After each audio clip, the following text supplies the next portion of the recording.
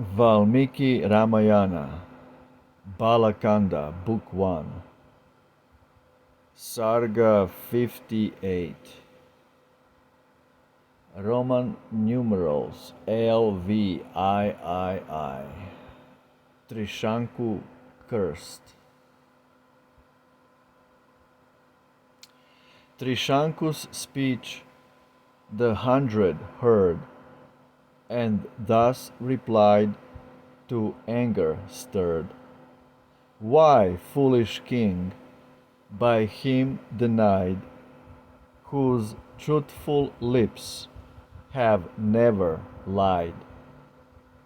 Dost thou transgress his prudent rule, and seek for aid another school? Ikshwaku's sons have I relied most surely on their holy guide. Then how dost thou, fond monarch, dare transgress the rule his lips declare? Thy wish is vain, the saint replied, and bade thee cast the plan aside. Then how can we, his sons, pretend in such a right our aid to lend? O monarch of the childish heart, home to thy royal town depart. That mighty saint, thy priest and guide, at noblest rites may well preside.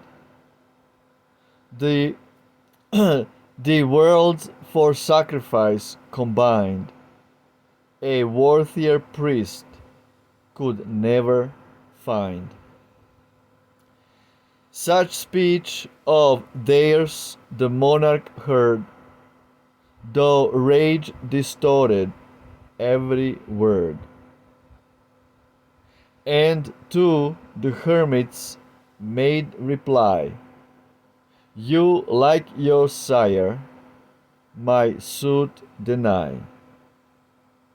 For other aid I turn from you, so rich in penance, saints adieu.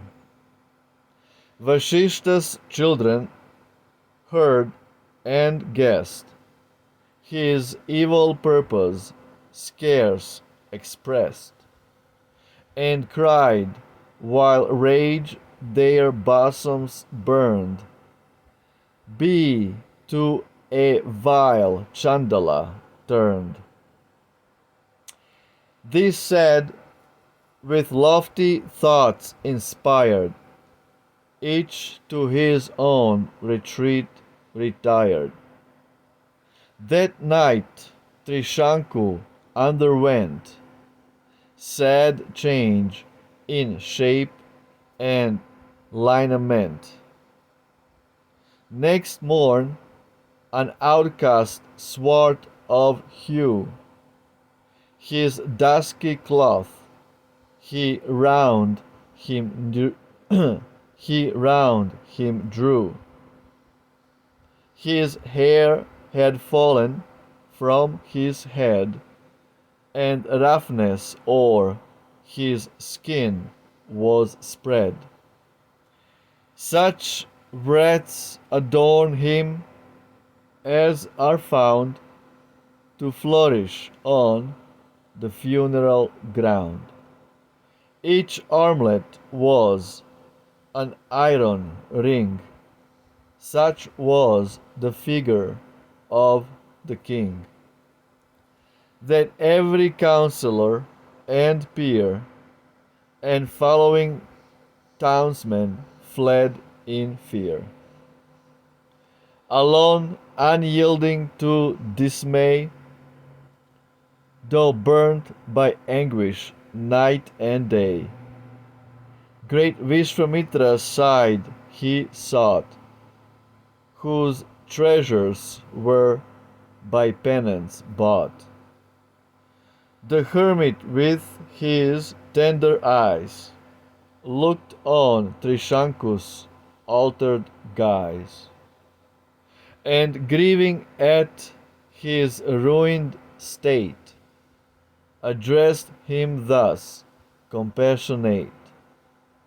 Great king, the pious hermit said, what cause thy steps has hither led?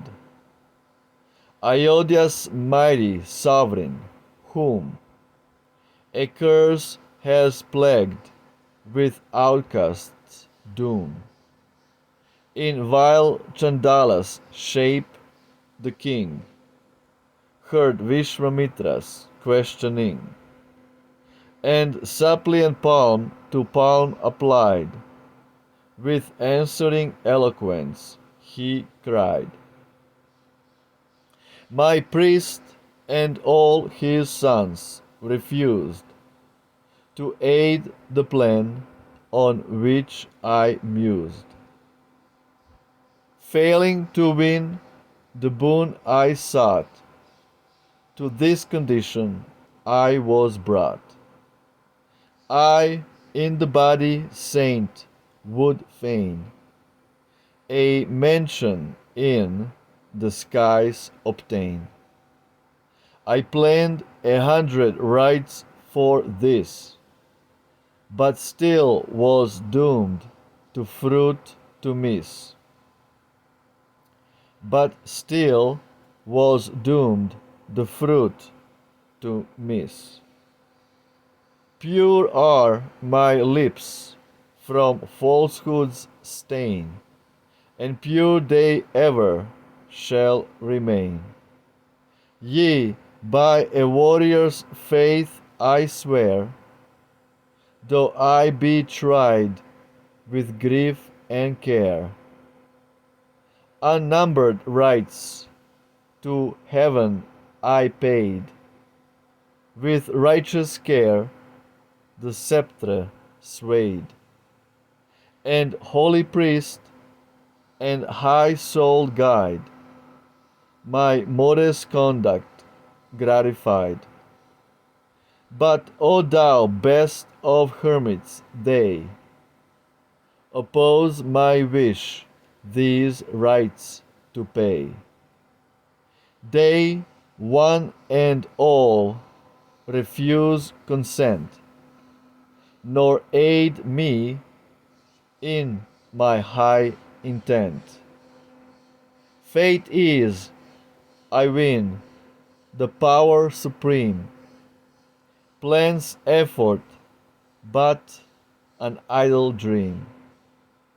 Fate whirls our plans, our all away. Fate is our only hope and stay. Now deign, O blessed saint, to aid me, even me, by fate betrayed, who come, a suppliant, sore distressed, one grace, O hermit, to request. No other hope or way I see, no other refuge waits for me. Oh, aid me in my fallen state, and human will shall conquer fate. Wow. Valmiki Ramayana Ki Jai. Beautiful. 18th century British by Ralph Griffith. Footnotes. 69 1b. It does not appear how TRIS'ANKU, in asking the aid of Vashishta's sons after applying in vain to their father, could be charged with resorting to another shaka or school in the ordinary sense of that word, as it is not conceivable that the sons should have been of another Shaka from the father, whose cause they espouse with so much warmth. The commentator in the Bombay edition explains the word Shakantaram as Yagyadina Rakshantaram, one who, by sacrificing for thee, etc., will be another protector. Goresios Gauda text, which may often be used as a commentary on the older one, has the following paraphrase of the words in question. Chapter 63. Mulam utsrija kasmatvam shakasu ichasi lambitum. Why, forsaking the root, dost thou desire to hang upon the branches? Muir, Sanskrit Text, Volume 1, page 401. 69 2b. A Chandala was a man born of the illegal and impure union of a Shudra with a woman of one of the three higher castes. The Chandala was regarded as the vilest and most abject of the men, sprung from wedlock forbidden by the law. Manava Dharmas Shastra, Lib X 12. A kind of social melodication weighed upon his head and rejected him from human society. Goresia. The description of Chandala.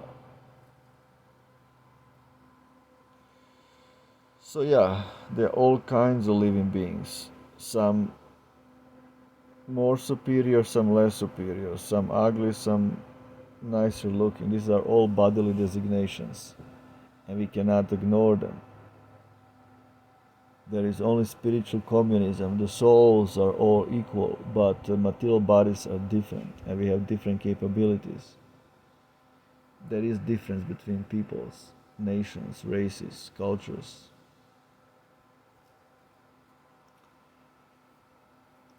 But the most important part is to understand the soul. If the human society is based on pure gross atheistic materialism, then of course there's gonna be fight and so many politics based on bodily concepts. But if everyone understands that we are eternal soul and that we are God's servants of Krishna. Krishna is the only God. There is no other God. And then we act from that platform of Krishna consciousness. Then everything will be solved. All these material problems will be solved. It's that simple.